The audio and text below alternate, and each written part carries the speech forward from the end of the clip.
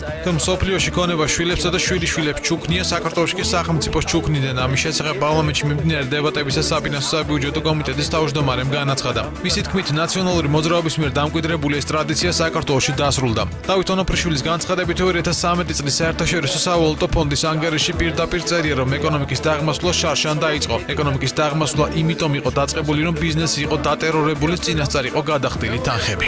ჩვენ ძალიან დიდი ვალდებულებები ავიღეთ ჩვენი მოსახლეობის წინაშე და მე კიდევ ერთი რამე მინდა დავუმატო, რომ როცა ოპონენტები გვეუბნებიან თქვენი რაღაცა დაპირება არ შესრულდა, რაღაცა არ ვიცი 150-დან 30 შესრულდა თუ რაღაცა. მე მინდა გითხრათ, რომ ძალიან კარგად იცის ჩვენმა მოსახლეობამ, ჩვენ დაუპირდით მოსახლეობას 4 წლის სარეფორმო გეგმით.